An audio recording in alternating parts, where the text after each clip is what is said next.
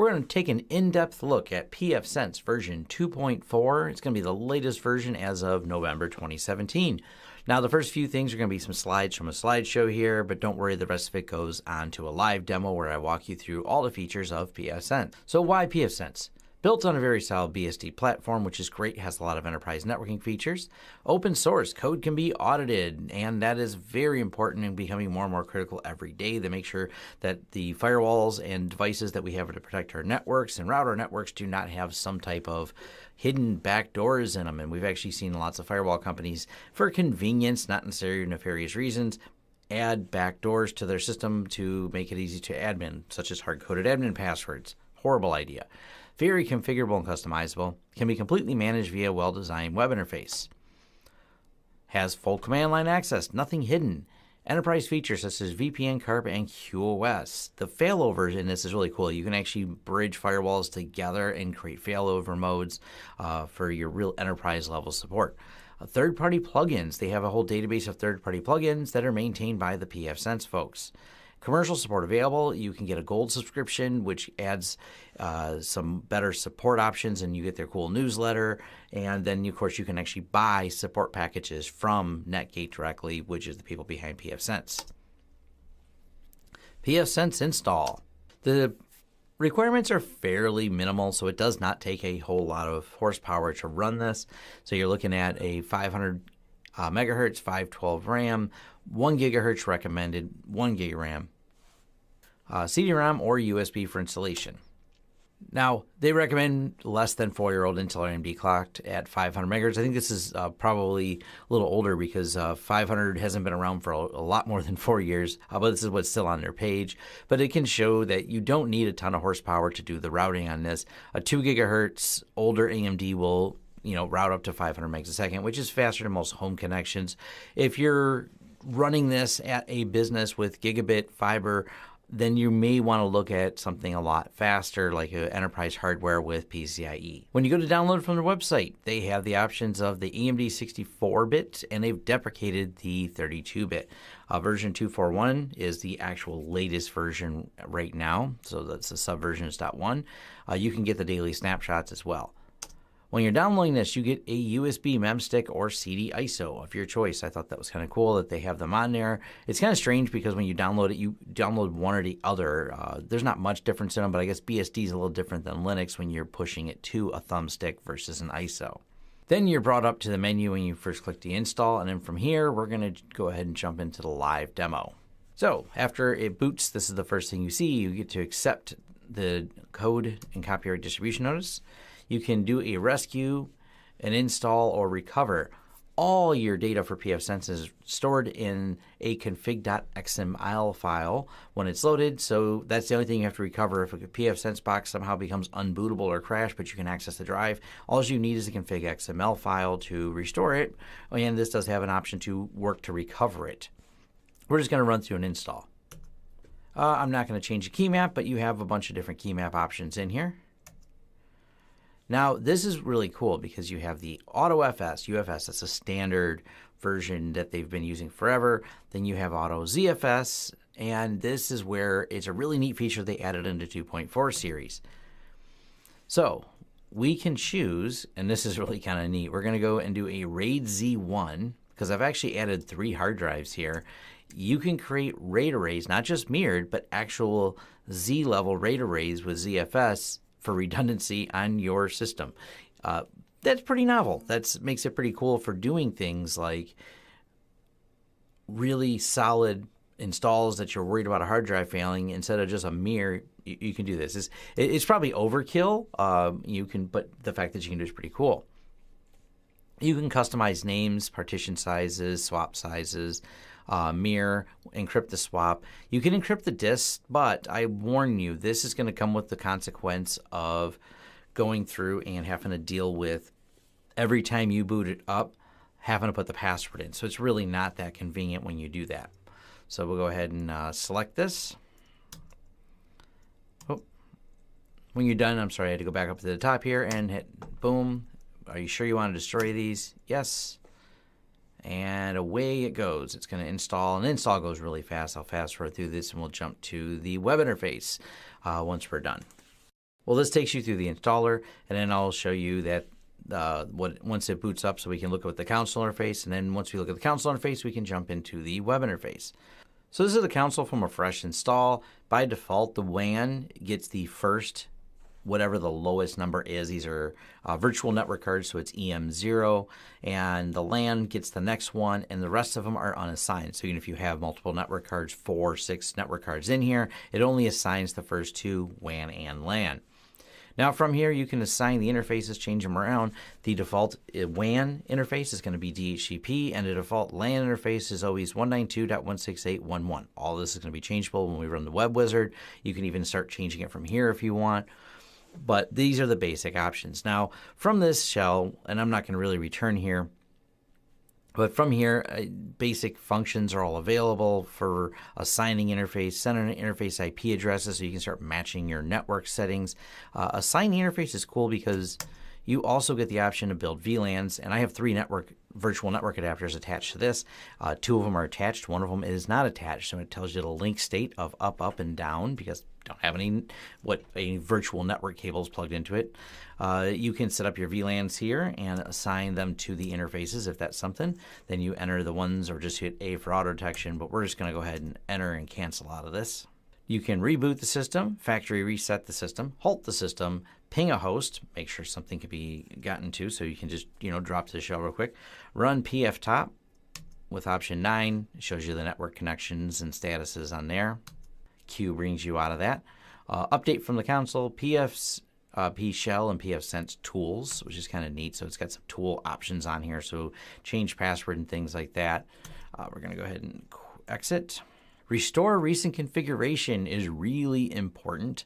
If you have goofed things up, but you can get to the console, you can go here and just run a restore. And you can say list all the backup options and actually choose different previous backup options. When we get to the backup through the web interface, you can see by default there's 30 different backup revisions that are kept.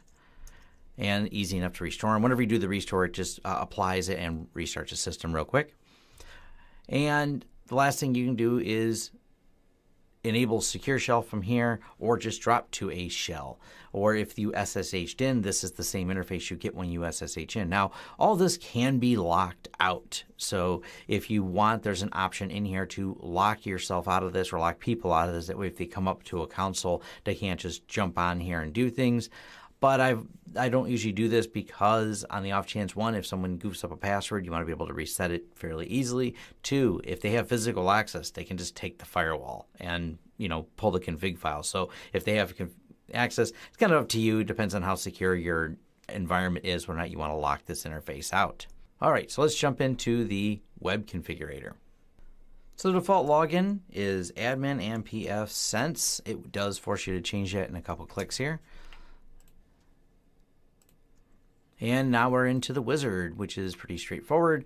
Netgate Global Support is available. They let you know that right off the rip, which is nice. They don't annoy you, though, and that actually makes me really happy. They don't prompt you, you should buy support, you should buy support. This is completely optional. We're going to throw in some DNS servers.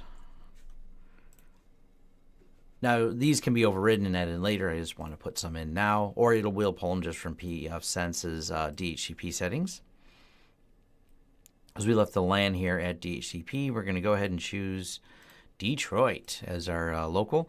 Now, when you're setting this up, this is where you can set up DHCP or static. If you're doing static and you have a block of IPs, just so you know, you only assign the first IP here, and later you add the rest of them as IP aliases to this configuration. So we're going to leave it at DHCP. It does support PPTP, PoE configurations and I am going to uncheck this. Normally you don't have to, but block bogon networks, block private network RFC 1918s. I'm not doing that because we're running this internally, and it will cause some issues because it won't be able to route networks because it says, hey, wait, your WAN is actually a LAN address. Yeah, I know. So go ahead and do this. 192.168.1.1 subnet 24. We're going to leave it at default here, but of course put in whatever works for you. Admin password. Set the admin password. It does not check if you typed in a weak password or not. Please use a good password, though, for your firewall. and done. And it says if you want to learn about support, or just click here to continue. Accept, and all I did was accept the license agreement in here. So now we can get started on walking you through all the features of the firewall.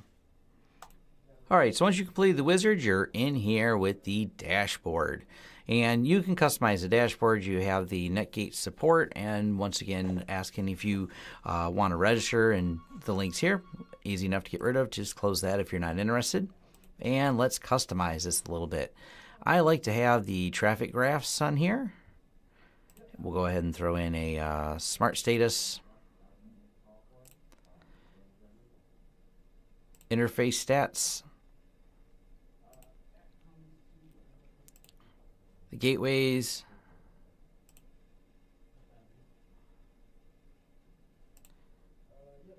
service stats, and we'll go ahead and throw OPM VPN on here too.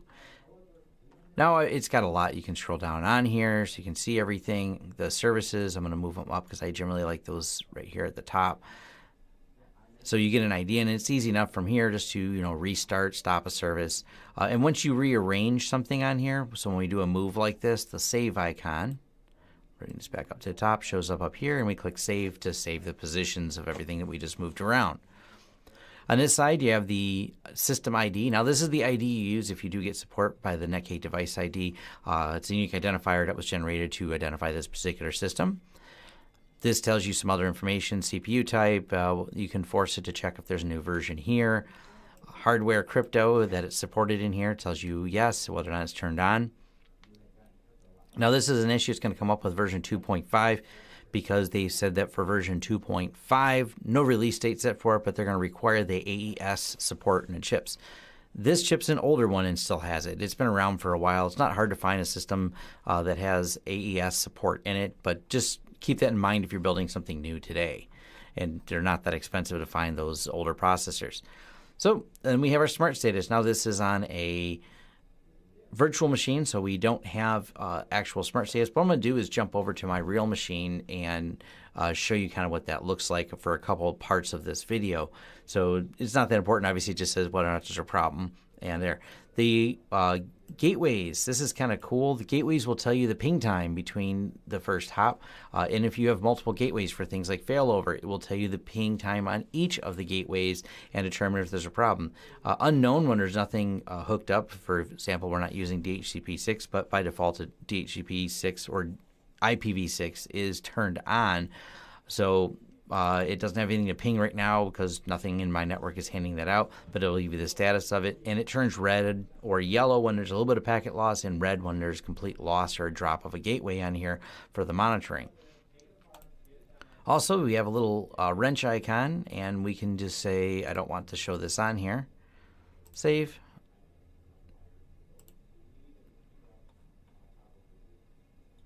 And we've now removed that from the gateway. Now, the reason it gave me the leave page is because I moved something and didn't hit save. And if you do that, you'll get the leave page when you're editing one of the options. Now, common through the interface in here, and let me just pull it up over here, for example, in the services. Any of the services, you're going to have these related status, related log entries. You're going to see that for all the different services and servers on here. So related status. What these do, these bring you to the different options. For example, you can go and jump right into, if there's log entries for it, by going from that service to that, you go right to the log entries for that particular service. And this works across the firewall, works across a lot of different parts. So here's our current firewall rules. We can see the status of the firewall rules. Or we can jump right to the logs that are in the firewall rules. So you'll see that those are common across all of them. They're all also accessible here under all the status page. So I can get to a lot of those same statistic things inside of here. For example, my interface, here is the interfaces, and here's the settings for the interface. So there's the status of the interface and settings. Just like I said, this is common throughout all of pfSense. And on a couple different options, like in the logs and on the dashboard here, you get the little wrench, which means you can customize that particular view. Just want to make sure you're clear on that's the common way all of this is laid out. So let's start from the top. System menu, advanced. So protocol by default is HTTPS, and it writes and designs its own SSL certificate. You and I have actually added another cert here, which when we cover that in the CA part. You can add your own cert. There is options. It's a more advanced, and I haven't really played much with it, but I know they added features for supporting Let's Encrypt, in case you're wondering. If you leave this blank, the default TCP port is 443 still. Max processes, I've never really had an issue here, but you can, I guess if a lot of people are using a firewall, multiple people using it, multiple logins, you can set up more processes to handle that. Everything else here I leave at default. Now, disable DNS rebinding checks, just so you know. If you have a alias like firewall.yourdomain.com and that equates to your firewall for remote access, you have to add the alternate host names in here. If not, by default, it only wants to use IP. So it sees something coming in from a domain referrer, it will fail to log in. It'll say DNS rebind attack. You can disable that or add the aliases that you're going to add here so it understands what HTTP referrer is when it comes in. Just a side note there. And this is where you can disable all that. Enable secure shell. Sure, let's go ahead and turn it on. It gives you the option to disable password authentication, and there is an option to drop your keys right in the user, so you don't have to enable it, push your keys over. You can actually drop them into the user interface. Let's go. Serial terminal. Enable first serial port. Now this is kind of cool because for a lot of systems they offer serial interfaces. It's an older school interface, but it is supported here, and you can set it to be the primary console if you want. This is also where you password protect the console menu if you want to. Go ahead and save, and it's going to take a second because I just enabled the SSH.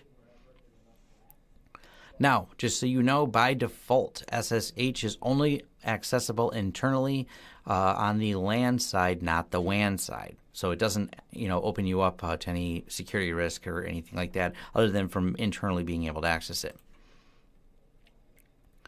Firewall and NAT options, you can leave all these at default, but it does have algorithmic actions for higher latency, more aggressive, more conservative, and you can read about what some of those different options do, but it's basically how it handles all the state tables and how long before it lets them expire or keeps them going.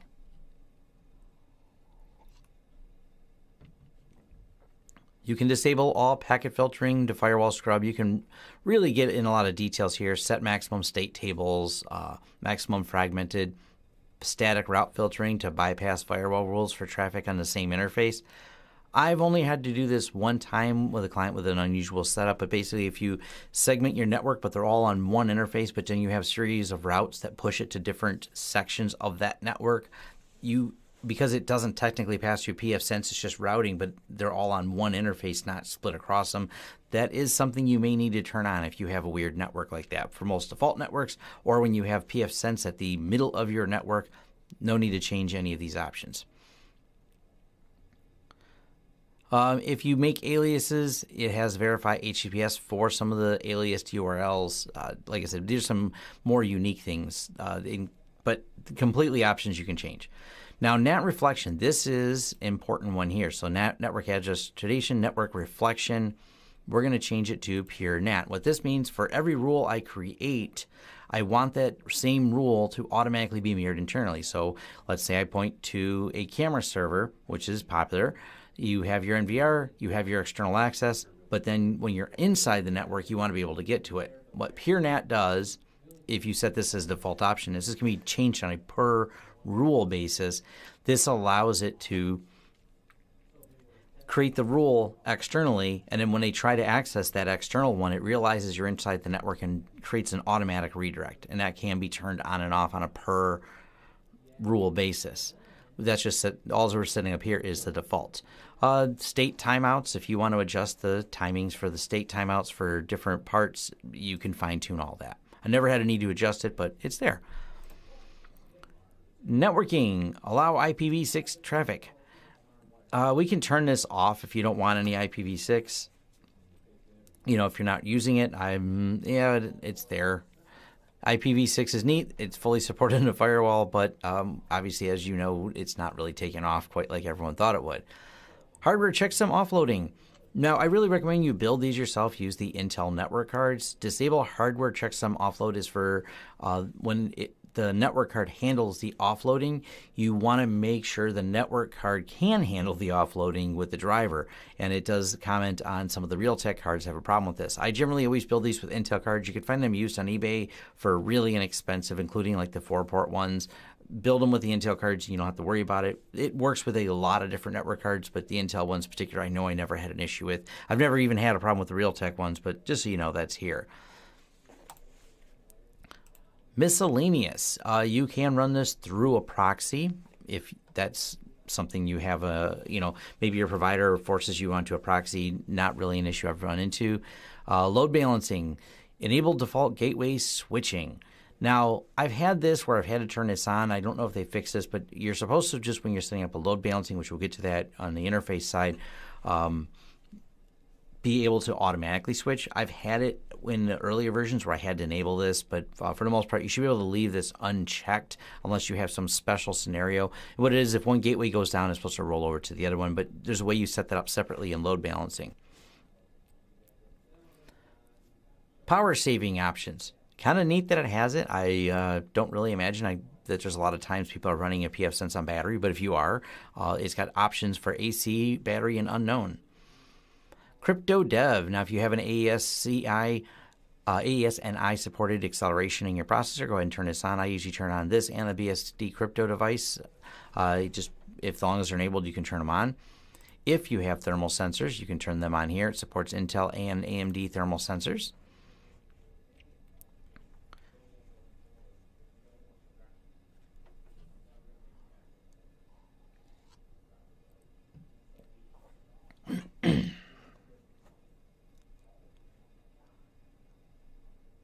Do not kill connection states when schedule expires. This is actually kind of interesting because you can schedule the firewall rules, and you can say, even though I scheduled the firewall to block or allow something, you then can also say whether or not the connections that occurred while it was in operation, whether or not you want to force them to expire or do not kill them. So kind of neat that they give you the option on there.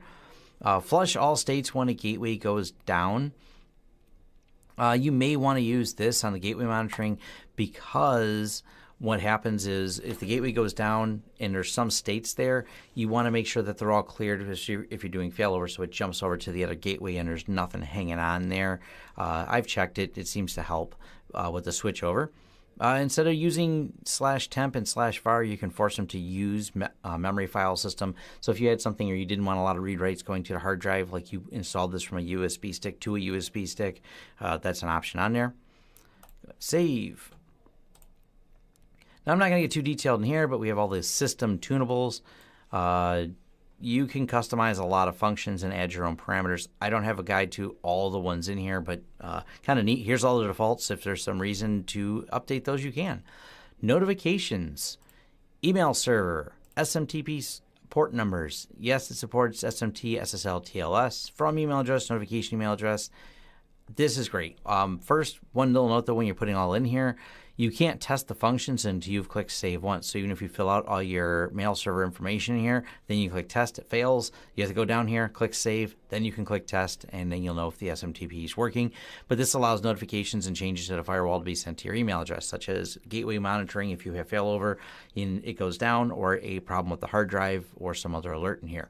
We have the alerts up here at the top for the notices, and what this show you how they work is little bell icon, SSH keygen, SSH startup. It let me know that it generated a new key for that. I marked as red, and now the bell went away. So that's it for all the notifications, everything on here. Next one down is Cert Manager. Here is the demo VPN Cert VA, and we're going to walk through the details of this when I get to the VPN of how this was created. But you can add your own CAs, you can import them, create new ones, and these are for like doing your self-signed certificates for whatever reason you want to do them for. And the demo part is, of course, for the VPN. Here's the web configurator default. This one's generated on load, and this is the LTS cert. So Lawrence Technology Services cert I did for the demo VPN, and there's certificate revocation built in here. General setup. This is where you name the firewall and the domain, add the DNS servers. Now, kind of novel, you can attach, if you have multiple gateways, you can attach a DNS server to a gateway, so whenever the query goes in, it goes out over that gateway. Kind of novel. And probably if the DNS servers are local only to that provider, you might even need that. And you can add more of them just by going here and add as many DNS servers as you want.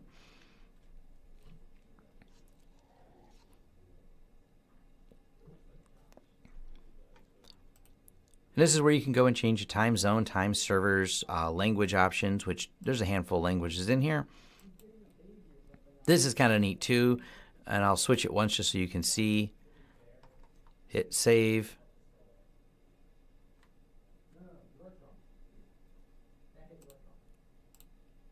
And we've now changed the theme of pfSense. So I usually leave it at default, kind of novel. It's got a couple different options on there. So we're going to put it back at default over here. You have to refresh the page each time when it does, even though it saves. And away we go. You can change all the themes and the colors. You can decide whether or not the top scrolls with the page or remains visible at the top of the page. I kind of like when it remains visible. That way if I'm down here, I'm going to save it. And now the pfSense menus stay at the top. I don't know, I kind of like that better, but obviously it's options you can change. Dashboard columns, sort alphabetically. You can turn on or off more associated panels. Display whether or not a state table without a filter. These are all more little customizations to the UI that you can make, including, do you like blue, green, red, purple, gray, orange for the login screen? Show host name on login banner. Like I said, more customization stuff. It's novel that they have this for a firewall that you can play with all those things. Now, pfSync transfer state insertion, update, and deletion message between firewalls. This is a way that you can have high availability sync, so for redundant and failover firewalls, and create your peer IPs and one system. So you only have to edit one firewall, and then the connections will sync between them. It's not something I've really set up, but if you have an enterprise environment and you want to have redundancy in your firewalls, this is how you would do that. It has all the different syncing options, and it's granular. So you can say, you know, toggle all. I want all the rules, aliases, everything about the firewall to sync, or only parts of it to sync, because maybe you want the firewalls to be different from each other and only sync certain changes that you make. Here is where the logout is. That just logs us out. Package manager. The package manager is pretty slick. And the OpenVPN client is one of the packages I loaded. Here's a big list of available packages, and we're going to load them real quick because I like iftop in here. I'm going to search for it. There it is, where I could have just scrolled. You run through, click the install, confirm, and it runs through and installs the package for you. It also automatically installs any dependencies that package may have had and got them all. It does this all through the pfSense repositories. Go back to installed packages, and now we have that package installed. If you want to remove a package, click that, it removes it. Really straightforward. This is view more information about the package, and this also is an update. So what it does is it turns yellow here when there's an update available, and the icon looks a little different. This will reinstall a package as well. So if you've played with the package, you goofed it up, you can actually just do this, and it'll confirm that you want to reinstall that particular package. Now, the packages do updates and things like that automatically will update themselves as well when you're doing a system update, but if there's a package update in between system updates, you can go here and manually do it. I don't think there's any notification you get when a package is out of date, though, not that I've seen. Routing. So your gateways are located here, your gateway groups are created here, and your static route. So if you have a static route that you want to add, you can pick which interface you want to add it to, and this is where you can do your static routing options. Gateways, this is where you're going to add a gateway. So you can put this in, put the gateway name in, whether or not it's going to be the default gateway. By default, everything gets monitored as a gateway, but you can override that and disable it. You can force the state of it, and everything, there's a non-parse description, so you can give a friendly naming for it. You can also simply take and duplicate a current gateway. So you meant if the way your network's set up and it's they're very similar, you just want to duplicate the same settings, you can do that. Now the gateway groups, this is kind of clever. You create a group, and this is what you would do for failover. So we only have one gateway on here, one WAN system. But if we wanted to create a failover group. We're going to name it failover. You would have each of the gateways in here, and you set their tiers of priority. So tier 1, tier 2, tier 3, and that's the order by which they will be used. You can say this is the main gateway, but this is my failover one would be the tier 2 one, the third failover, tier 3, so on and so forth. Also, if you were using this in like a round robin for kind of more load balanced setup, you would set them to be the same tier. You set each one of the gateways. Like I said, there's only one showing up here, but you set each one of them to be the same tier, and that would allow a load balanced type, so you can have some of the data going between both networks. Now, you can also say what is the determining factor of switching between it from tier 1 to the next tier down. Member down, packet loss, high latency, or a combination of packet loss and high latency. These can be fine-tuned back in some of the editing, where you can say just how much high latency is high latency. But what this does is allows you to determine when it should go to the other one. If they're both at the same tier, you can also say high latency should just start pushing them over to the other one too. So that's an option on there. And you can create multiple WAN failover groups when you're doing these. So you don't have to just have one, you can create multiple. So if you have a really crazy enterprise network, that's actually something that's supported in here. Setup Wizard, you can just run this again. That's the Setup Wizard. Update. It's up to date. Update settings. If you want to change to be a release candidate or any of the other latest development snapshots, that's an option in here. The updates just say an update available. You say yes, and away they go. I think they fixed it, but I know in 2.4, the only bug I seen with the update was sometimes you had to hit it twice. It would say update failed. You say do it again, and it would pass. It just wouldn't download the first time. But so far since switching to 2.4.1, that's a problem I believe that was fixed. So in case you've seen that problem, just clicking it twice fixed it. And that was in, I believe, the notes of the 2.4.1 update that was a problem solved. All right, the user manager. So you can obviously, it has its own local database. The user manager, it does support adding either LDAP or Radius servers for external authentication. You can set a couple things like which authentication server, auto refresh time, session timeout. You can build groups, which by default there's all and admins. And then right here is one particular user. Let's just walk you through adding a user. So we're going to put Tom in here. You can expire users, leave it blank if you don't want them to expire. Use individual customized GUI options and a dashboard layout for this user, so it allows you like individual customizations, like you can set their theme and a couple other things in there, kind of novel. What membership they have, authorized SSH keys, and IPsec pre-shared key. Don't save. Now, when we go back and edit this user, then we can fine-grain go through all the permission options. And this is pretty slick because you can, if you have a user that's only able to do certain things, because you say, I only want them to admin one thing, you can set that up so they only have to admin those things in there. Now, because of the way this is just a local user database, you can give the person no permissions and they would still be able to access the VPN, for example. It doesn't allow them to log into the web interface, but it can just be used for basic authentication for the VPN side of things. So I'm going to go ahead and clear this and go back.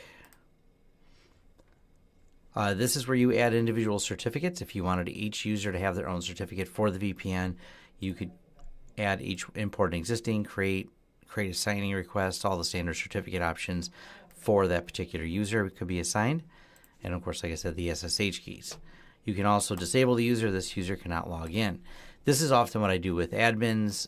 Once I create the new user, I'll create a secondary admin user, and we always disable the admin login. But when you disable the admin login in pfsense, that also disables the root login via SSH, just an FYI. So if you're SSHing in, you can SSH in as the individual users, but you can't SSH as root anymore because root privilege was reserved for the admin user. So once you disable that, you disable root. Also, root's password is whatever the same password for the admin user, but ideally you should be using keyed authentication so the password doesn't become very relevant at that point. So that's it for the user manager. Pretty straightforward. It does have the option to create a special group. We'll just call them the Firewall group. If I could type. Firewall group. definition, save. Then we can go back and edit and add the fine-grained permissions, and let's say we just want to go everything that's firewall related.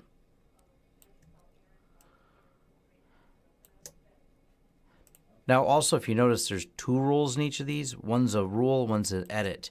So you can actually have them just view versus that. Maybe you want to create a user read-only. If you got that new guy, you want him to be able to look at the firewall and understand it, but not actually make the changes without supervision. So that's definitely some of the options you may want to choose. But it gives you a nice fine-grained control here. And type in fire, and this will narrow down everything firewall related. And we'll just do this, select, save. Here's all the firewall permissions for this particular group. Save, and then we can go back to the user, edit the user, member of firewall, save. Now Tom's part of the firewall group. Really, it's pretty straightforward user management, but I do like that it has it because this relates back to, you'll see further in our firewall part, where which user did what. It does track where they were logged in from and which user made what changes to things like some firewall rules. That's all logged in the change logs. Interfaces, assignments. So the interface system allows a lot of different options here. So this is an assigned interface, that's why it's deletable. Here's an unassigned interface. Actually, there's two of them in here, so we can choose which one we want, and we'll get into that in a second. So interface groups, you can group interfaces together, and that allows you to apply firewall rules to groups of interfaces, which is kind of nice. So if I did this and then I selected two interfaces and give it a name, I can apply rules and functions to that. Now, what's kind of cool is you can apply this as a group to these, or you can provide them individually in the firewall. They all show up together like that. So let's actually go over here and give you a little better idea. So we're going to add this other network interface, save it, and now it's called opt1. We're going to enable it. We're going to add an IP address to it. So IPv4,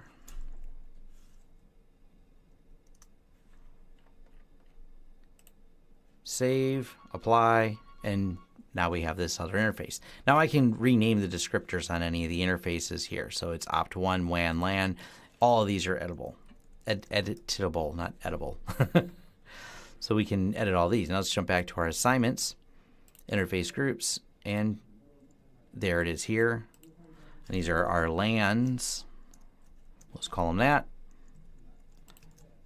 Save. And now they show up as LANs right here, so I can apply the rules to them. So that's what the grouping's for, which is really slick that you can do these interface groups. And you can delete them just as easily, so we're going to go ahead and remove it, and away we go.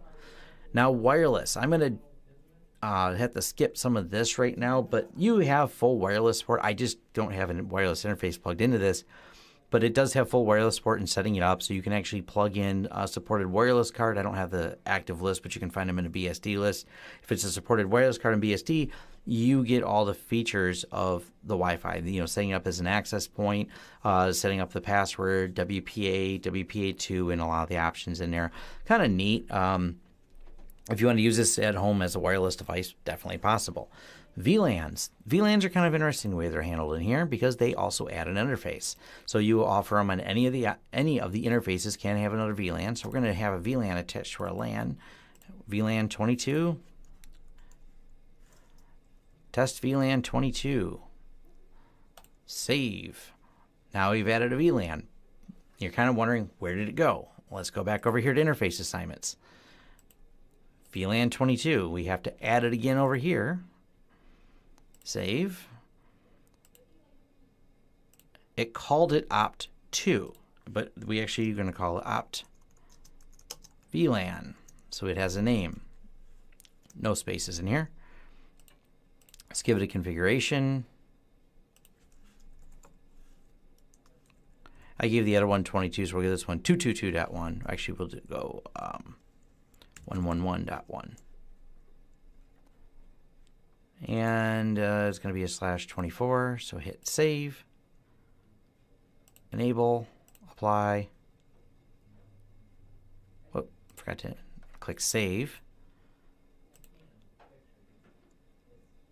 Now we're applying. So now it's called op VLAN. Like I said, these can be renamed at any time. And now let's look over to Firewall. There's WAN, LAN, opt1, opt VLAN in the firewall rules and in the interfaces here. Now, in case you're wondering, the difference between a WAN and LAN interface. So if you want to make multiple WAN interfaces have a gateway, LAN interfaces do not. So for over here on a LAN interface, add gateway option is here. Once we add a gateway to this, it's technically a WAN interface. So that's some of the differences, and that's how pfSense identifies them, not at all by name. You call them whatever you want. The default is WAN and LAN and opt and so on and so forth, but of course you can rename them. And what we do for some of our clients to make it less confusing is we'll call the WAN interface with redundant connections, maybe Comcast, and the secondary WAN interface, AT&T, if that's their backup. And having it assigned that way makes it very clear. This is the Comcast line, this is the AT&T line, and we understand which one's which when we're assigning them. I usually leave the name WAN in there, so I'll say like Comcast WAN and AT&T WAN, but it's just a clarification and no big deal. So back over here to the assignments. So we created the VLAN, we assign it, and you can see it's attached to that network. And it also everywhere else shows up, so it's something else we can create an interface group for. Okay, back to the interface assignments. Link aggregation is supported. So you can take and use the link aggregation protocol to link together interfaces. Bridging is supported.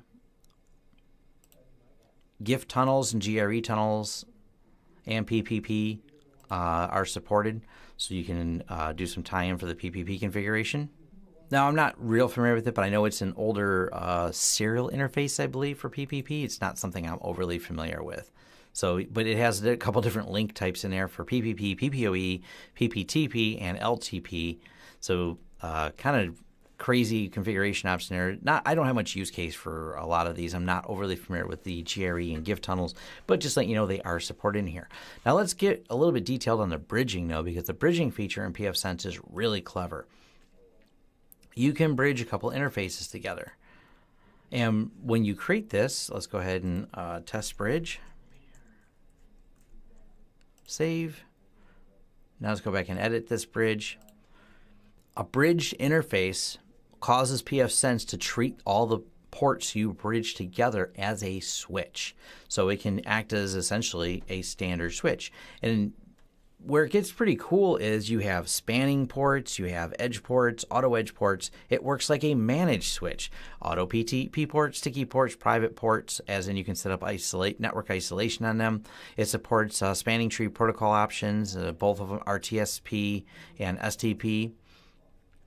You can choose the interfaces for that to make sure when those are set up and the options for it, and lots of details in between here.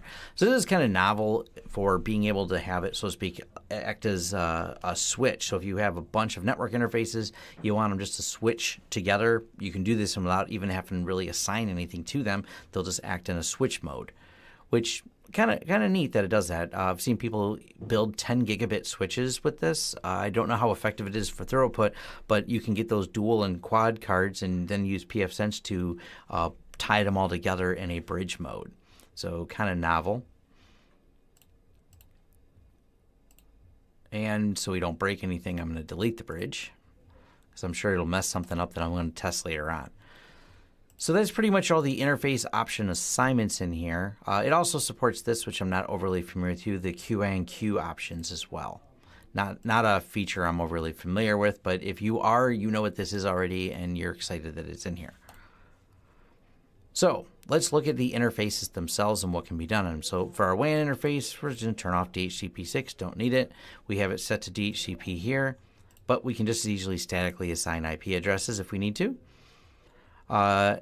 Advanced configuration on this is kind of neat. So as the DHCP client, you can force overrides on things.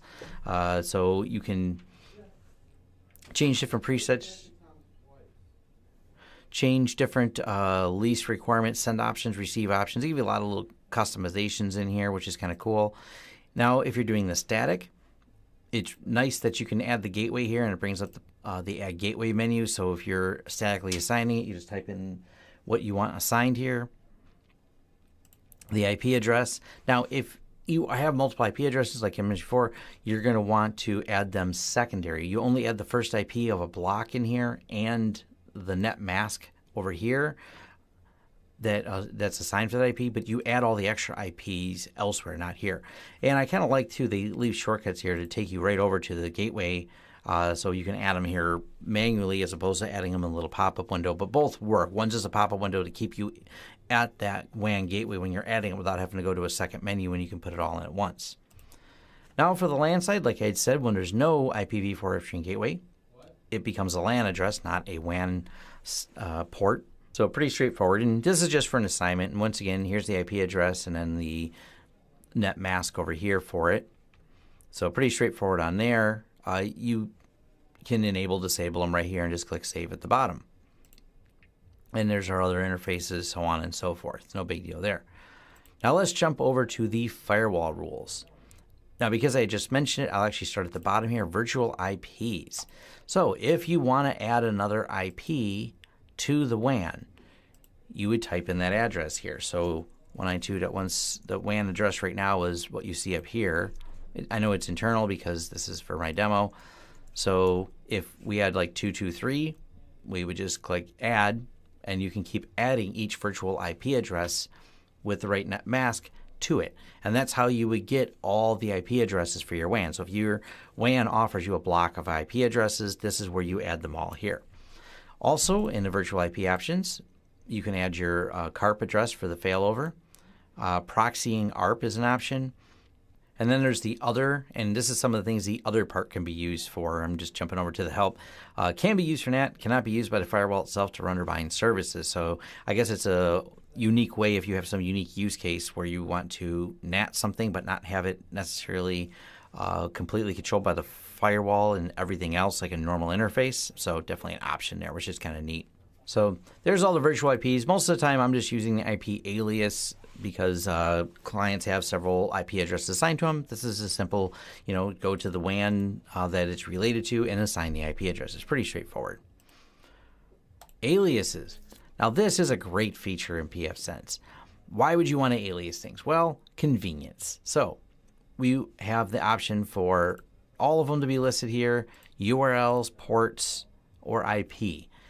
Now the URLs might not be what you're thinking. We'll get to that in a second, but let's say we want to have camera ports here. And NVR camera server, we're going to go ports. Now you can choose hosts, ports, URL, IPs, network. So you only have one create, and then this is the filter by choosing what type you're creating. So you can create a series of hosts in there and an IP or a fully qualified domain. You can use networks. So here's the network or fully qualified name and description. The ports, and we'll do those in a second here. URLs. Now this is where it gets interesting. Enter as many URLs as desired after saving. The URL will be downloaded and the items imported to the alias. You can put in a URL here that downloads into the firewall. So instead of having a bunch of stuff typed, if you have them saved in a list and web available, this allows you to import those in right into here. Same with the URL for ports. You can just import groups of port numbers. Let's say you have, 300, 400 ports you have to set. You can then tie them to an alias and then import them from a URL. This one is interesting as well because this is table of IPs or table of ports. Now, when you do this, this isn't a mask. This is actually the number of days for how often you want to pull that. So you can actually create these lists, host them on a server, and have it every now and then recheck that URL based on a schedule that is in here, and refresh that information. So after slash is frequency update and day. So once a day, pull from this URL and pull these IPs into this list for something. So really novel that you have that level of control in here. We're just going to do ports. So let's say our NVR needs port 80 open is the HTTP. Add a port 443 for HTTPS. Add port. Let's say it's 9,000 to 9100, and what I did was just put a colon in there, and we'll call these control ports, and we're going to hit save, apply, Now we have an alias for the camera things. And we're going to get to these when we get to the firewalls. But if I would have called this a URL or anything, this is so you can categorize all the different things you have in here. You can also, if you wanted to have a mail server in here and assign the IP so you can remember it. So you put the mail server there, it's a host, IP address, mail server, and then we can have a hosted one in there. Whoops. Oh, mail server is apparently a reserved keyword. Didn't know that. The mail. There we go. Save. And then when we're setting aliases, I can actually put this in instead of IP. So this one, there's no arrows, there's support, and there's all. They just show up in a list here. So we're going to go ahead and leave these two in. Well, actually, we'll add one more. So we'll apply changes, add.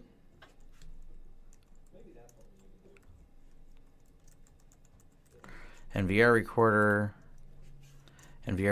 here. It's a host. What's the IP address? 168.1.10. And we'll pretend this is our fake NVR server.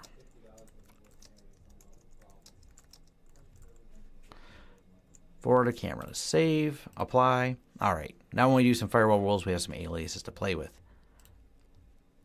So let's start over here at NAT. So you have port forwarding one-to-one if you just want to do a whole one-to-one mapping of everything. Outbound. Outbound you can leave the same unless, and there's a couple exceptions, when you're doing peer-to-peer VPNs where you're connecting two pfSense boxes together. I have a whole separate video on that. This is where you're going to want to mess with this because you're going to want to change the way the outbound rules are. Right now, by default, the outbound says send everything out automatically over the WAN interface. That's fine. That's what you want. But you may want to create specific rules, and these are all auto-generated. As I generated those other interfaces, it auto-generated all these rules. And they're dynamic. It'll keep updating them because it's all set to automatic. And what this is allowing you to do is choose what is the outbound route for a particular piece of traffic. So you can actually turn this into manual, and you could say this network goes over this WAN, this network goes over that WAN, so it gives you all the options. And when we set this to manual, all these become editable and duplicatable, so you can get really fine-grained. You can also go over here and create your own NAT mappings for how things go. These are all real advanced use cases, but it's completely there for the outbound options. Now, this is different than outbound rules. This is outbound mapping of data as it goes out. So let's go over here to port forwarding, because this is mostly what people want to do, is some basic port forwarding. So interface WAN, lots of protocol options, UDP, TCP, ICP, so on and so forth. You can even port forward like GRE, IPv6, a little bit of everything in here. Even ICMP protocol can be done. We're just going to do TCP. WAN address. If you had multiple addresses in here, you would be able to do those as well. So if you had a whole block of addresses, they would all show up in this list. Custom camera ports. Now I could type it in, or I can autocomplete it. So camera ports. And we know that where do they want these to go? The NVR. So here's the NVR recorder. I could type in the IP address here, just the same, like it shows here. I could put in the IP of the machine, just like that, or it auto-completes with that. Also, it's not case sensitive, so I type in even a lowercase n, it'll auto-complete, and it's doing an alias lookup in here to find that. So there's the camera ports mapped to the NVR, real straightforward. NAT reflection, use system default, which is pure NAT, but this is where we can override that. This is also a default. Add associated filter rule. So we're going to hit save and show you what that means. So source address, source ports, which means any. Doesn't matter where they came from, what address or port they're coming in on. If they land, and I like the mouse over here, on port 8443 or 9000 through 9100, land it on the NVR recorder, and this gives me the IP address of the NVR recorder. So it's really easy now to update these rules if I move the NVR recorder, or if you're doing things like grouping them together, this is how it looks. Now let's duplicate the rule. And we'll just put port 25. We're going to create a mail server in here. But we'll do it all manually just to show you the difference. So everything's the same in here. Save, apply, and this is what it looks like when you're doing it here. So here we have it aliased, so it shows the values and things like that. Here we're typed it in raw, and it auto-completed to be that. All right, so let's create a couple more mail server rules here. And one quick way to do it, I can keep hitting add and create a new rule each time, or I can say add a new NAT rule based on this one. So I want to change the port. This is the only thing we're going to do different. So it goes to the same server to go 993. And change this one here. You can choose from the list in there, but when you're editing them, it's obviously easier to type in custom. If you just know the port numbers, you've been doing this a long time, it's easier. But of course, you could choose from, and it'll put those in here. So if you can't remember what the SMTP or SMTP-S ports are, or in this case, I know that's the IMAP-S port, is 993. Yep, and that's IMAP-S. Hit save, apply, and now we have mail server IMAP-S. And if we want to add one more, go in here, and we'll actually just duplicate the rule and change this to IMAP, and change this one to IMAP. And this is the IMAP not secure. Save, apply, and you can kind of see we're quickly building the rules for our pretend mail server here. But as you can also see, this could get really complicated really fast. So you go here, and we're going to say, let's put a separator. And these are our mail server rules. And we're going to make them green and hit save. And drag. Then let's put another separator, and these are NVR rules. We'll leave that one the default color and move it up here. This is a kind of nice thing. So the rules are all drag and drop. You can move them around, sort them by order. This applies to the firewall rules as well. So you can actually reorder a firewall rule by drag and dropping it. So then we're going to go ahead and hit save, and that just saves all the positions in the rules. So if you rearrange them, you do have to click the save button. You notice how it's kind of grayed out. And once we've rearranged stuff, it becomes not gray, so you can click the save button. It's not clickable right now.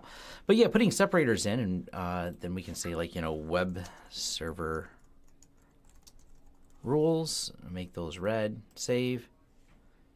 And from there, we'll add whoops, I forgot to click save. Stay on page, save. Now we can go add again, and let's do port 80, 80.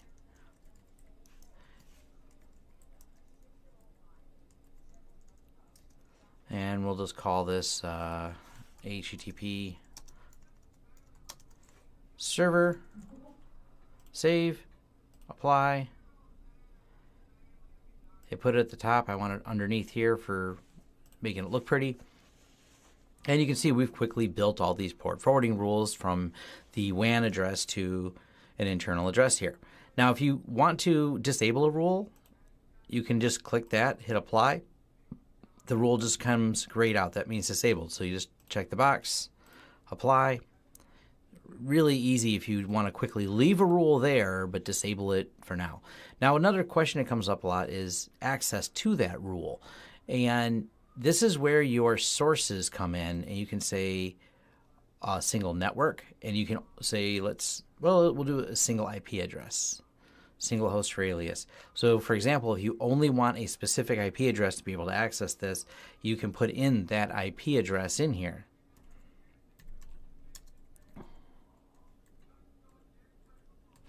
And then only this IP address, and we'll go ahead and save here. So source address has to be this in order to see that. Though it's a common option. We actually, when we set firewalls up, a lot of times when we're doing remote work, we quickly throw in only our IP address so we can easily get to the web interface, but don't want anything else to be able to access it. So that's a pretty simple way to do that and filter it so it only does there. And you can even create an alias list for the addresses, so you can keep like a list of addresses that are allowed to access that. It's a nice way if you have a predefined, you need something open to the web, but you have a predefined list of IP addresses. This gives you a really easy way to do that. And we'll change it back to any, save, apply, back to normal. Asterisk as in wildcard all. But Now, there's two pieces to the firewall. This is the NAT side, and now we got to talk about the firewall rules side. And when you were doing these and creating the rules, let me just show you at the very bottom again, add associated filter rule. So go back over here. Whoops. Yeah, sometimes you click back, it does that. You're not supposed to click just the back button inside here. So we're going to go to the firewall rules. You notice how the word NAT is in front of each of these? NAT mail server, NAT this, NAT HTTP server. These are the other rules we added. And the mouse over still works, tells you what ports they are. And there's no traffic being passed over these right now, but it can actually log the traffic. So, and this number of states that are associated with this. So evaluations, packet 0, evaluation. So it has, gives you some fine details in there. And what these are doing, and the separators and everything else, and the drag and drop, you can rearrange the order of the rules here. You can also disable the rule, just like you can. So we can disable it there or there. It's the same thing. But when you try to edit the rules, so here we go, and here is the associated filter rule. So when you click on a firewall rule, it can take you back to the NAT rule that created, because obviously I can't change any of this stuff because it was created from here. But it hyperlinks right to that, which is really clever. So you can say, okay, here's the rule, and here is the NAT rule associated with it. So we'll go back into the firewall rules. And if you want to just add a brand new firewall rule here, pass, block, reject, disable this rule, protocols, same list of protocols are in there. Actually, I think one more, because I think pfSense, you can set the protocols for how that traverses the firewall. IPv4, IPv6, the interfaces. Now, another side note here. So this is just a filter to say, here's the WAN ones, the LAN ones, Opt1, Opt1 VLAN, OpenVPN rules. But when you're creating a firewall rule, if I go over here and create it for Opt1, so let's say we want to open up this port here, destination any, description, save. I didn't put a description here, but it now is over here. So it didn't add it under WAN, even though we clicked the add button under WAN, because I changed the interface. And also if I go here, change, save, apply, it's no longer under here. It's now under here for port 666 being open. So really, the firewall rules, when you're looking at them, this is just a filter for the rules, but it moves based on where you apply it to. So whichever option or interface you apply it to here was where the firewall rule will move. So a couple more advanced things on the firewall. This is really clever. So you can turn on logging. So if you want to log all the packets handled by this particular rule, you can have inverse matching. So for any of these that you can match, you can also invert the rule. But then the advanced options is really neat. We have source OS fingerprinting. Now, obviously, it's limited to as good as OS fingerprinting is, and it's very spoofable. But it is kind of novel that you could actually create firewall rules that use OS fingerprinting and say only accept or pass this rule based on that if it matches this OS. So this is like fine grain. You can actually create a filter rule that creates a tag. Then you can filter a secondary rule that filters again on those tags that you created from the first rule. So this is a rule where you can tag things. This is another filter where if it matches a certain tag, then apply this. So you can kind of create an entire matrix of firewall rules under the advanced of things that happen to a packet. If you have some real advanced use cases, there's absolutely a lot of details you can do. VLAN priority set, scheduling. If we create schedules, and I'll show you how the schedule works, we can actually have this rule applied to a schedule. Now, you can leave everything at default and then just create the scheduled rule, definitely an option. And then we have the in-out pipes. This is a way to choose an out virtual interface for these. So once again, more rules that can be applied for where you want to push the data based on certain policies. Now let's show the scheduler. So let's go to scheduler. We're going to add a schedule. And we want the firewalls to work on these days here. I hit add. And now Wednesday through Saturday, all day, is the schedule. We got to give this schedule a name. Sat, hit save. There's our Wednesday schedule. Let's go back to the firewall rules. Go to Editor 666 rule, Advanced, Schedule,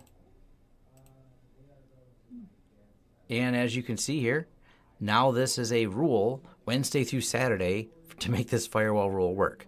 So it works on a schedule now. Kind of clever that they have that in there. I don't have a lot of use case for it, but if you did want to create rules that only work on certain times of day or certain days of the week, that is certainly an option. It also has an option to expire the rules so they don't start working till a certain time and then end at a certain time and date. So kind of clever, but definitely interesting how that happens. It also has some queue options if you want to create specific firewall rules for some of the traffic shaping, which we're going to get into next. So I'm going to go ahead and kill this rules. We don't need it. Apply.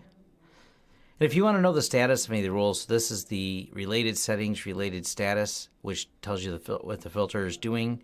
This is like the quick on-screen display every time the filter gets reloaded. And you can jump right to the log and see any of the filters for this, including the logging of this filter. Dynamic view, summary view. And then if you want to advance things like this, we'll go ahead and filter it real quick.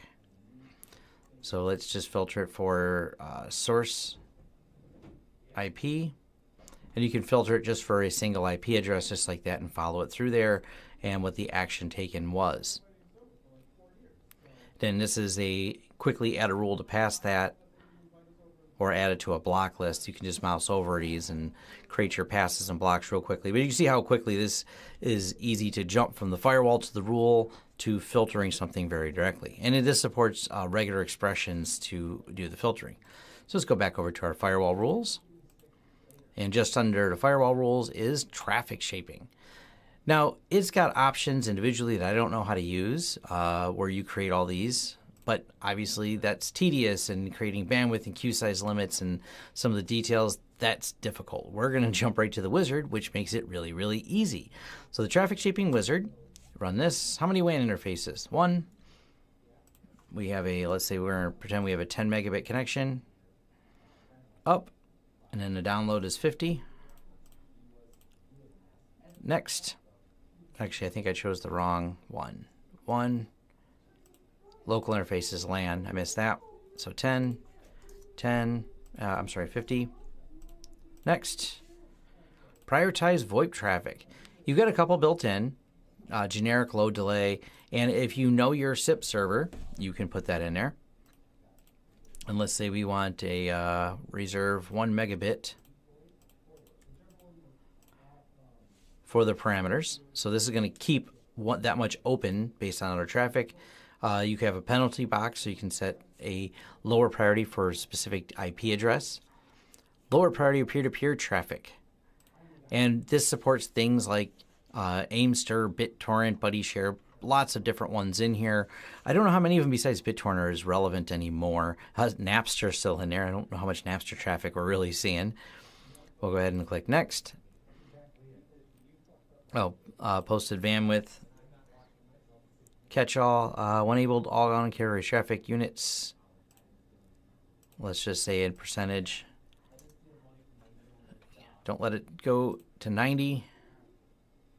Oh. Actually, it says between 2 and 15 is the value, so we'll put it 15. So keep that much free, I believe is what it wants. Prioritize gaming traffic. Sure, let's create queues for all these to make sure my gaming traffic's prioritized. It actually has a few old school ones in there. It's got Unreal Tournament, Wolfenstein, some newer ones in here too. So next. Enable our networking protocols. Sure, let's say we have MSRDP and VNC. We want those to be high priority protocols. It's got a bunch of other ones in here. Git, DNS. Why not have DNS at a higher priority? Let's have ping at a high priority. If you're passing SMB, keep it at a high priority. Next, finish. And it just created all the rules. So back over here to Traffic Shaper. Here are all the rules. Here's the queue for the games, and let's take a look here at related status. And what this is doing is measuring the bandwidth going through each of these queues, and automatically is doing what we wanted to do from the wizard. That's how quick it is to set up the QoS on these, so you can build rules that prioritize your VoIP traffic and actually leave the rest blank is most frequently what we do for our clients. They just need their VoIP to work properly. This firewall has no problem doing it. I often will put whoever their SIP provider is in the SIP provider field to make sure it understands that that SIP fully qualified domain is the right one. But it's that easy to set up a traffic shaping in this and tweak it. You can then go inside of here and actually tweak some of the settings directly. Like I said, I'm not an expert at actually using all the different queue limits, but you don't have to be. You can always just rerun the wizard if you need to. And if you didn't want the traffic shaper on anymore, remove. Done. Queues are all gone. Nothing needs to be done. You're all set, and you can just run the wizard again. And it does have a multiple LAN WAN option and a standard dedicated LAN WAN for the wizard for traffic shaping. So pretty straightforward to use. So let's jump over here to Captive Portal. So that's all we have on the firewall list. Captive Portal is really interesting that they put this in here. So we're going to create a test zone. Testing. Enable. And we're going to put this on the LAN. Now, what this allows you to do is, like, for when someone logs onto your network, they can go in and have an authentication web page that comes up for them. And it's got lots of details, so you can really fine-tune this. Idle timeout, maximum concurrent connection. So this is used in coffee shops, for example, where you want them to go to a splash page, agree to some terms of service, and once they agree to terms of service, they get on the internet. But this goes a lot further than that. So here's waiting periods, log out, pop out windows, pre-authentication, after authentication redirection. Usually want to redirect them to some type of landing page with your specials. You know, we've set this up in schools too, and it works really well there. And you can set passwords. It also has built-in default bandwidth upload limitations and download limitations. So you can use a per user bandwidth restriction and put the restrictions in here. It has a voucher option. Radius authentication, so if you have an external Radius server, it's got a couple different options there. But the local vouchers is one we're going to talk about here in a second. Create your own HTML file. Kind of clever. You download this little template and customize HTML around it. These are a couple parameters that can be passed around there for a username and password. An error page and a logout page, you can upload all those here. And once you have all those uploaded to the system, you can also push in certain files and things like that. Also has HTTPS direction. So once you load your assets and create some photos, you can actually load them into pfSense. It'll serve them up. This is our authentication page, blah, blah, blah, and away you go. So the vouchers part, that's where this gets pretty interesting. It has the ability, and these are some of the keys you can use, and we can do them 3, 4, 5, 6. And you pick a character sets to use. The default character set is everything but O and 0, 1 and L. It removes them because they're ambiguous. And it creates, you can generate the keys, generate an entire voucher set. For example, a series of numbers to hand out to people. So this voucher, and you say the voucher is valid for however many minutes or however long you want them to log in. And then once they get disconnected, they have to put a new voucher in. It's really integrated well into here. So you can have the tickets, all this in here. It also supports an external database. Now, I don't have all the details here, but I think there's some forum posts how to set this up. But still really clever.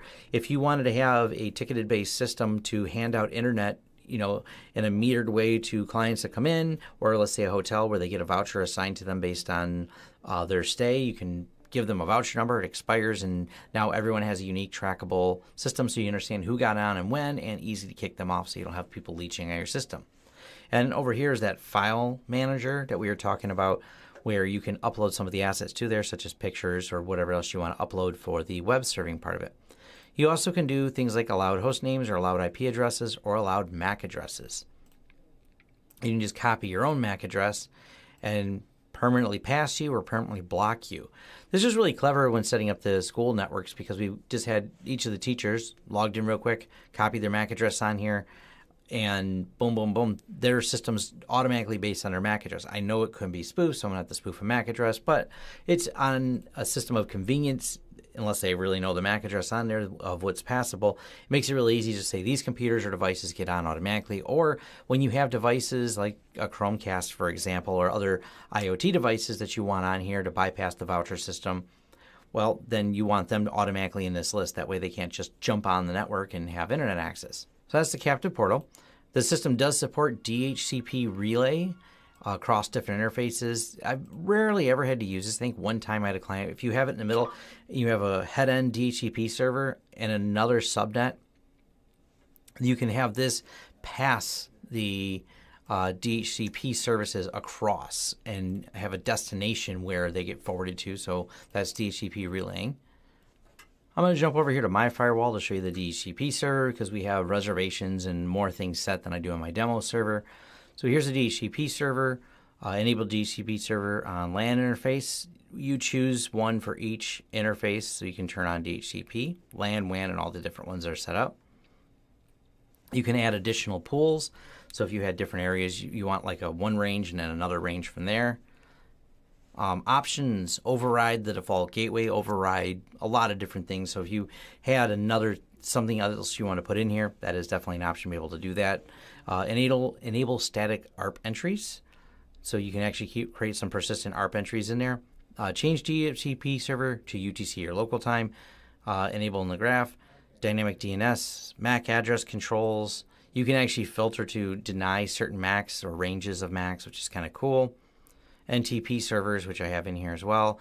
TFTP servers, which I'm actually using because we have a TFTP server on the network. And network booting options. This is really clever. So with the network booting, I can specify the BIOS file name. It's fully UEFI compliant as well, which not all DHCP servers understand UEFI. That's built in here. And this is actually part of a network boot system we have set up on our network. So that's the other thing I want to show you here. So we actually put this information in. We have the server, the file, the boot files, and this is all supported in pfsense's system. We can also go here to advanced. If you have a few other boot DHCP options, those can be added in here as well. And down at the bottom, we have a few static reservations for things, and let's talk about how those got added. So actually, you can go here to related settings. Go to status, and if I wanted to, here's our Amazon Echo happens to be at the top. I can add a wake on LAN mapping, or I can add a static mapping. And I just click this, brings me to the static page for this particular device. Amazon Echo, I type in an IP address that's not in a range. I can override anything in particular about this, including what TFTP server it gets. So this is kind of clever. For example, if you want one network and if your phones are all on the same network, you wanted them all to go have different TFTP servers for your phones versus some of the other devices, you can actually assign all that in detail to each one. Another kind of novel thing, if it senses the device has wake on LAN, that shows up here too. So things that have wake on LAN, I can actually send a wake on LAN packet to. And this adds a wake on LAN mapping. So we can actually do this, LAN, save, and this brings us over to the wake on LAN part, which we'll just jump to that right now. So DHCP server, real extensible, very well done. One side note, and I'm going to jump here real quick about this, 192.168.3.239.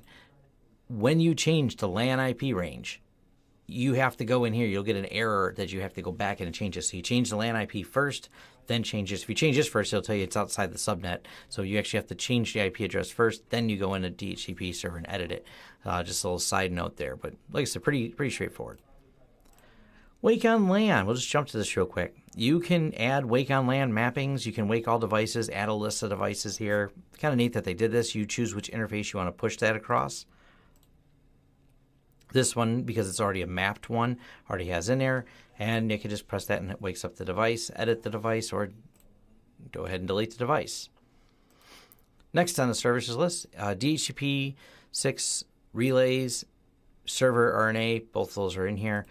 DNS forwarder is the old DNS server. It's still in here, but by default, it's not enabled. I don't know if they're going to remove it from future versions, but it's no longer the default. Everything's moved over to DNS resolver. DNS resolver is really nice. DNSSEC support, a lot of options in here. We're going to go ahead and view it over here. So a lot of options in here. These are all the defaults. everything works perfectly fine as default. It also has an option, like I mentioned before, pfsense has a lot of these, a custom options box. These are where you can pass options directly to the service from the command line, so to speak. So I want to add some option that it didn't have a checkbox for, you can do that.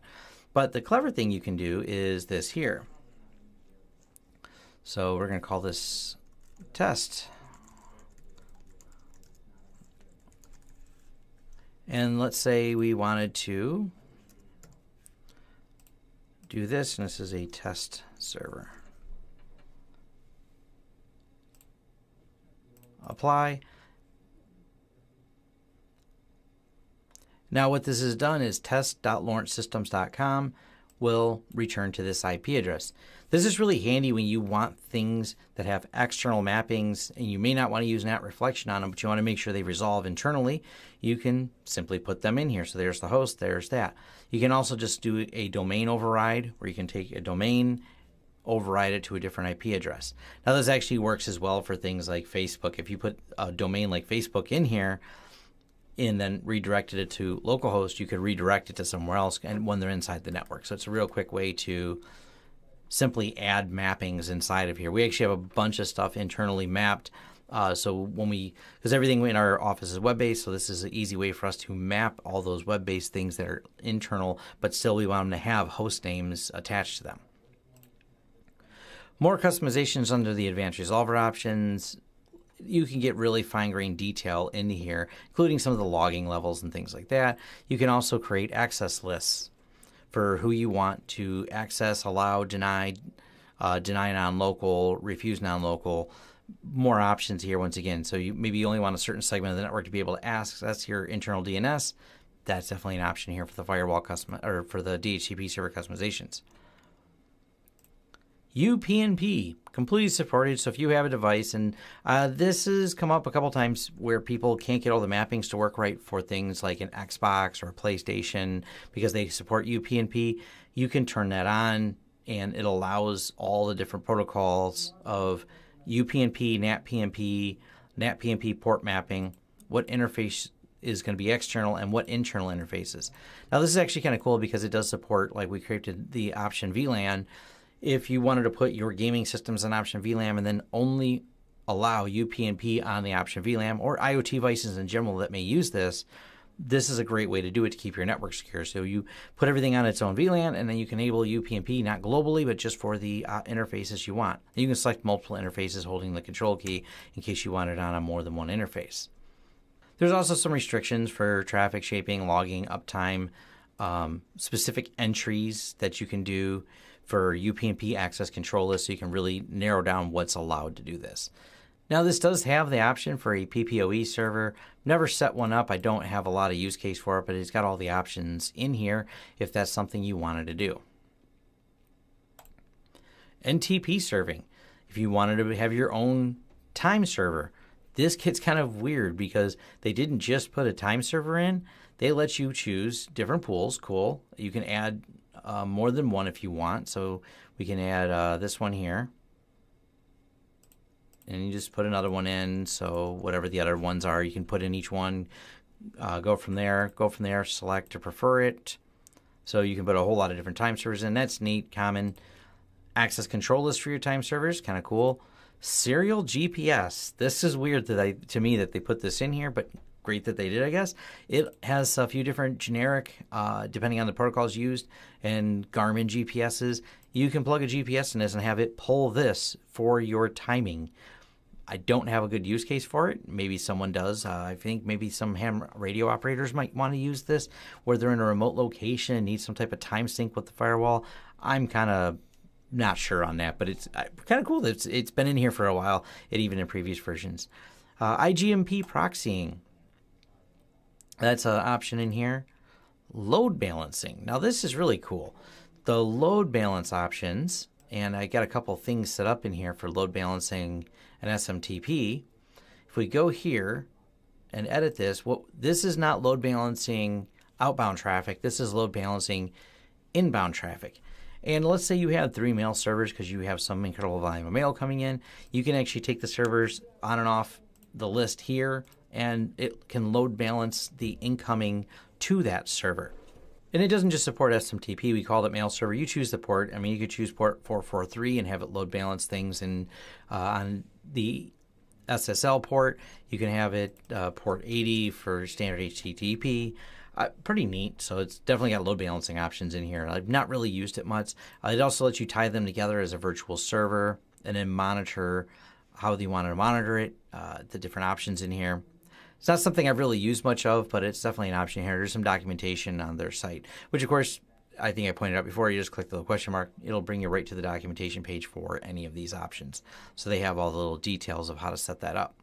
Dynamic DNS is the last part we'll cover under services for now. You can, if you are, have a changing IP, set up dynamic DNS. So Dyn DNS is a specific company that's very popular for this, and they're supported in here. So is Hover and Namecheap and No IP Free, just OpenDNS, tons of companies, ZoneEdit, Cloudflare, Custom. A lot of stuff in here is options, which is kind of cool. So it changes the menus based on the different companies, username, password, and we'll do it. And you can put more than one, so you can have multiple providers in here, which is really clever. It also has some specific options for things that are just RFC 2136, which is the dynamic DNS RFC 2136. We'll click here and it'll bring you to that page and get the details. The Internet Standards for Tracking Protocol. So it's got some standardized options in there for that. It also has check IP services.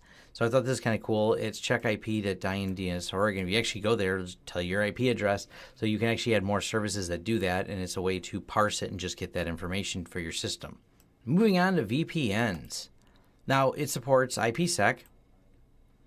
So here's all your standard IPsec settings. It has mobile client options, pre-shared keys, some advanced settings for some of the details in here. Not an IPsec expert. It's been a long time since I set one of those firewalls up. It does have L2P in here. You can enable the L2P server, bind it to one of the interfaces, and configure that. It has its own user manager for the L2P server, which I think is kind of neat. Because OpenVPN, which we have set up here, it uses the internal database by default. Now you can use some of the other options. We're going to show you that here. Now here is the OpenVPN with one already set up to use the local database with remote user auth and some of the options. Now I've done an entire tutorial on how to set these up, and I really recommend when you want to set up, especially like a Road Warrior one, use the wizard. The wizard will start with the question of, are we doing a local user, LDAP, or radius? We're going to do a local user database. It'll have you create an authority. We don't need to add one. We'll just use the same one again next. WAN. Now, we already have one, 1194, so it's going to give me an error if I choose this port, or I could choose a different port to bind it to. And it'll run you through all the default options, and they're pretty much fine. Like I said, I have a tutorial on the details of how to do this. But when you're done, you end up with OpenVPN being completely set up and ready to roll through the wizard. Now, the one thing I added, and over here in the package manager, is this OpenVPN client export utility. Absolutely, if you're going to use VPN, you're going to want to load this, and let me show you why. So that puts and adds these menus here. This is client export, and we scroll down, and this is where it's really neat because the OpenVPN has a Windows installer that inline put everything I needed to authenticate that user except for their username and password in there. So I go and create a user in the user manager, and then I go and install the VPN. They run it, and away it goes. It installs VPN. They type in their username and password. Now, if you do the password a little bit differently, and we use this is remote user, but no SSL. We use remote user SSL. That means create a certificate per user. Now, even without, if it's just remote access user, you still have the other keys and certificates that are needed to connect. It's just not a per user certificate. So when we're over here doing it, it shows certificate name none. It actually still has the cert for the system. Now, if you add certificates per user, each user will show up because you'll have to download each user and their certificate. And this, of course, supports the OpenVPN Connect for Android, inline client, which basically just means an inline file that has everything all contiguously in one file. That actually works great for Linux. You can just go from the command line after you download that file, type in OpenVPN space, the file name, will sudo or make sure you're running as root, and it'll connect your Linux box to that. So OpenVPN is my favorite one to use in here. It works really, really well and has a lot of options. Now, because we have this VPN set up, it shows up under our firewall rules as OpenVPN. And by default we have, and I called it OpenVPN Demo Wizard, the wizard creates the rules for you. There's a secondary way that you can add even more rules, like if you wanted the OpenVPN to also act as a gateway, when we're over here in the interface assignments, you can actually add it as a network interface. So OVPN S1 Demo VPN, it will add that as another interface, so it can act as another interface to add rules to and against. And each server you add also can break out more rules that you can add against. In my demo video for this, I kind of detail the use cases for that and when you have to do it, and I walk you through a tutorial on that. So that's pretty much the whole VPN setup. And then the user manager for it, of course, is just the standard user manager.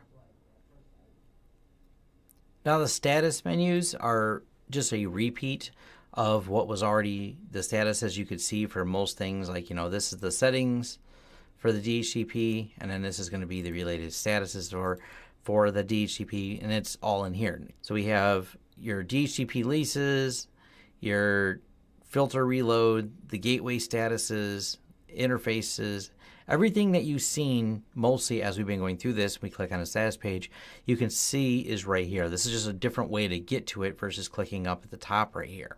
A couple of things that aren't in here though is like the services page. Now this is the same like we have on the dashboard. We have the services, but if we go to status, services, you get a few more options just to restart the service, jump to the settings for that service, related status, and related log entry. So it's kind of a quick way to say, okay, these are all services that are running.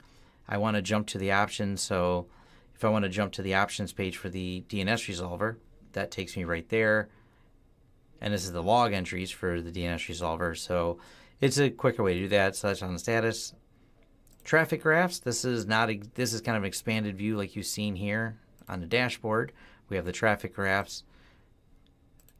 Lets me choose the little more details of things I want to see, your WAN, local remote, where things are going to, sort by tree address, host name, fully qualified domain name. So as I access things that go through the network, I can kind of filter and see in real time what's going through here. The other thing in the status is the system logs. They're actually under status, not diagnostics. Kind of thought that was a little strange, but it's where they put them. And this gives you all the logging options so you can detail and go through them. You always notice you have the plus here, and this allows you to use regular expressions to filter anything that's in there. Filter by time, process, PID, whatever you need to do on the firewall to take a look at that. Now, while you're here and we start at system, we go to settings. You can change this over here and increase in the log file size. And I usually check this box here, which shows log entries in reverse order at the top. I like them at the top, but you also have some more options in here if you want to display as a second row, column, how you want the logs displayed, reset the logs, and the option to send everything to a remote logging server. So I'll hit save. Whoop.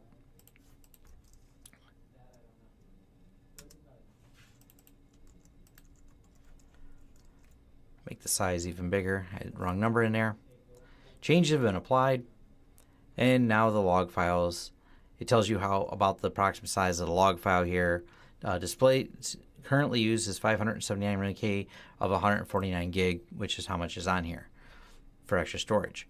So now when I go to the rules, here's all the things in there, and that's displaying the latest one at the top. I just think that's better.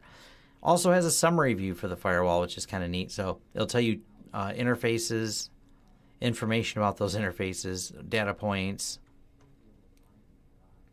the IPs it's traversing through it. Kind of a quick summary page of the firewalls.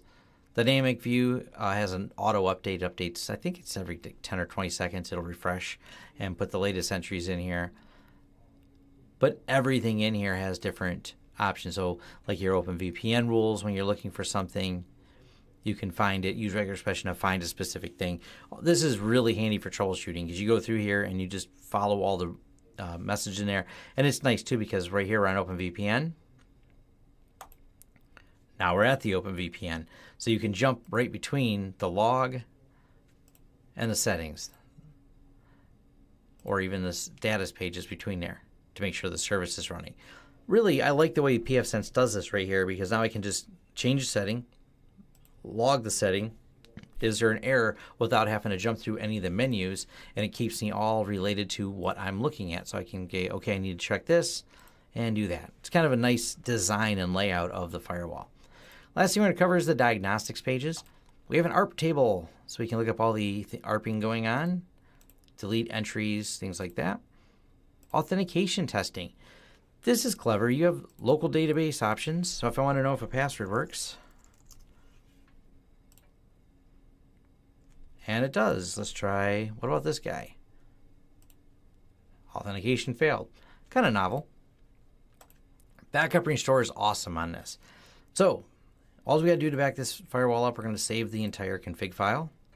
Hit save. Now we've downloaded the config file for it. By default, it wants to back up everything, but I can just back up a specific thing. So if I know all the aliases we created are relevant to another firewall, I can say, just give me the alias file. Just give me the settings for DNS resolver, so on and so forth. Just give me the settings for OpenVPN, and it will do that, including the CA information will get tied in there as well. I always, when I'm doing backups, I do an all backup. Restore, much more fine-grained. So if you have a backup from another firewall and you want to push it to another firewall, you can only restore what you want, like static routing tables or the aliases, for example. So I always do a backup of all, but when I'm doing a restore, sometimes I want to do a selective restore. You just do that, it reboots it, and away you go. You can encrypt the file. Probably not a bad idea to keep it password protected, especially if your VPN's in there, because if someone has your config file, they can extract your VPN credentials and logins out of it. And if the file is encrypted, it has the password option here. And the same thing, you put the password here to create the file, and there. Also has an option at the bottom just to reinstall the packages. This gets a step further of cool when you go here to Captive Portal. Now, this little plus here, by default is keeping 30 backups, but you can override that and change it. It tells you how much backup space is being used. This is where it gets neat, is because you can differential these. So change system logging options, configuration change for your pfSense, diff. It's an XML file. It will do the diff of what changed. It also tracks who did the changes, whether it was a system or if it was a admin, whoever changed the rule. Options are all in here. So let's do a diff between like these two. See more rule changes, diff, and it highlights the changes between the two versions. Now the cool thing too is these logs, I'm going to bring back this over here, and we're going to go to restore configuration, list backups, and they're all listed here on the console as well. So I can read and say, I have 1, 2, 3, 4. I can just type in the restore backup on there and restore to a previous configuration right from here. It'll restart the firewall and have that configuration back in place. So it works both ways from the command line. And if you do something to lock yourself out, easy enough to go back in there and do it. Going back down the list here, command prompt. You can grab a file. So conf.config.xml is the location of that config.xml file. Download. I can pull the file right out of here. If you know where a file is, you can just type in that and hit download. If you want to upload a file, you can do that. And you can do this too. It'll execute PHP commands. It will do commands in a shell. So pwd, it works out of user local www. You can actually do an ls in here too. It'll dump this right to the screen. So you can execute commands without actually logging in. DNS lookup. You can just do this real quick and look up anything you want. Kind of clever. So there's the Google's mail server. Here's the name servers it used. Here's the results from that and the records related to it. You can right from here quickly build an alias on that record. This is really handy when we log into clients when they're saying they're having a problem on their network. We can use this to quickly look up to see how it looks from their network. Factory reset, edit file. Edit file is kind of like it sounds. It actually lets you edit a file. So if we went conf/config XML load, we can load that file in here, edit and save it. If you want to edit anything in a firewall manually, you know the location of it. It does have a browse option, so you can pull certain files and edit them. Factory defaults is like it sounds. It'll reset the system to factory defaults. It is a two-step process, so you can click it, but you then got to go another step further here. Halt system, kind of like it sounds, turns it off. Limiter info. That is if you have any of the limiters set up under the queues for the traffic shaping, it will give you the details on there. NPD tables. Packet capture. This is pretty cool. You can grab a certain interface and turn it on promiscuous mode. It has some limitations on that. I imagine one of the cards supports it. But you can grab all the data, a certain count, level of detail, full. Got to have a fast enough machine to be able to do this. Do reverse DNS lookup on IPs, how many counts of packets, packet lengths, or port, or a specific host address, specific protocol, or IPv4 only, for example. And then you can do a full packet dump and then download the file out of the system. pfInfo, this automatically refreshes here. So you have some nice network statistics on here. pftop, so you can see some of the connections, sort by age, sort by expiration or packet. Reboot, well, that's pretty obvious. Routes, show your routing tables. This is really handy when you're trying to sort things out and make sure the routing teams are there without having to drop to the command line. And you can see, all the different options when you're going, okay, these are all the route tables. These are everything in here. When you're troubleshooting VPNs, this is your best friend. Smart status. I'm going to jump over to my firewall for this. I only have one hard drive in my firewall. Didn't feel the need to make it redundant, but I can actually go here, go to all, hit view, and it dumps the entire smart status of my hard drive and all of the details in here. It also has a self-test logs. You can perform a self-test on there, the different options that are related to smart and which hard drive you want to test. Sockets, these are all socket connections on the firewall directly. States, you can see every individual state and connection and forcibly delete them. Now, of course, these are just standard state tables. They'll reestablish, but at least you can see what states are there and search for them. Finding something when you're tracing something out, this is really handy. System activity, essentially like top, and it's real-time updated. This is kind of neat. These are some of the database tables that are in here. So we added these ones, like we added NVR recorder and a few others that end up in here. So these are the NAT subnets that were added. Kind of weird that it's in here, but kind of novel at the same time. Bogon networks. They're essentially database tables inside the system. Now, test port, I like this a lot. So if we go here and we know that's Google's mail server and we put in port 25 and we hit test, and it's successfully connected to Google's mail server, port 25, and down here is the results from that. Now, this is kind of cool because it lets you choose the different options and source addresses, so you can actually come from whichever address you have available, IPv4, IPv6, and do some port testing. Now, this works for internal devices as well as external devices. And then we have trace route, so we can do a source address, WAN, LAN, whichever one we want to go on there, whether or not we want to do reverse lookups, and hit trace route, and it'll do a trace route and dump it to the screen. And it looks like it didn't make it all the way to the destination, but it made it a few hops out and dumped some details on here, but it's another built-in function on there. So that's pretty much it for the pfSense. I will cover one last thing here that I added a package to show you, because these are ways the packaging works in a little bit more detail. So we added iftop, and you may not have seen iftop in any of these lists, but I added it. Some of them, this is where you have to look up each package itself, will do different things. Like iftop, for example, is a command line package. So it runs here. The OpenVPN client export tool shows up under OpenVPN. So let's go back to Package Manager.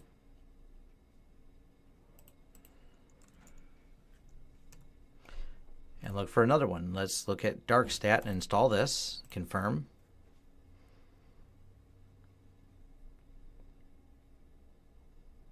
Package is installed. Darkstat shows up over here. So here's the darkstat settings. We click to enable. We're going to use this as the capture and web interface. Save. And access it. It's added the interface locally, put it here. Here's some of the hosts. It started collecting data right away.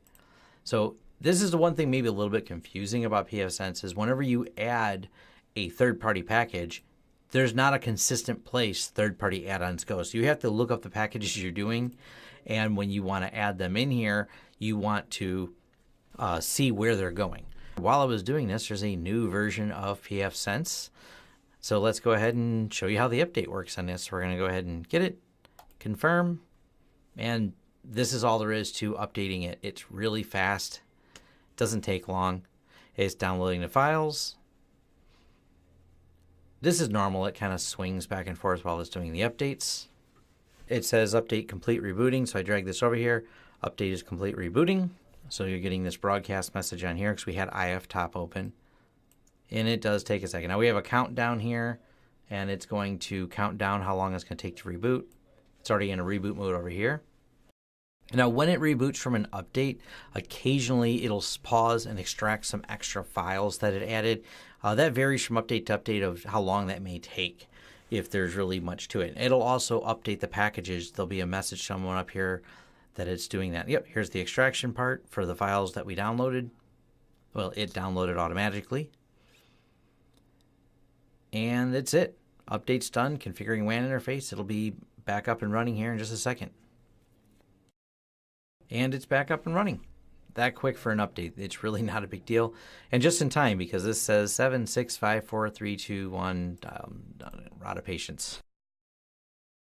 And now the system's on the latest version. Updates are pretty pain-free in here. I've never really had a problem. We don't mind even doing them remotely. They've even with some of the different hardware, not necessarily all hardware that's from the Netgate, we've not had a problem with. It's really a flexible system. The nice thing is, too, you can restore an older backup file. So if we have a machine that does brick upon update, we replace it and just push their backup file and everything's back to normal like nothing ever happened. Not been much of a problem. But that was it for pfSense. It's a good overview of all the systems in here. Like I said, I have some separate videos on some specific things. A lot of people like to talk about Suricata. I did a specific video on the Suricata system that's available too. Check the links, and I have an entire playlist just for all my firewall tutorial videos. So hopefully those are helpful. If there's something I missed or something I should make a more specific video about, let me know. If you like the content here, like and subscribe. Thank you very much.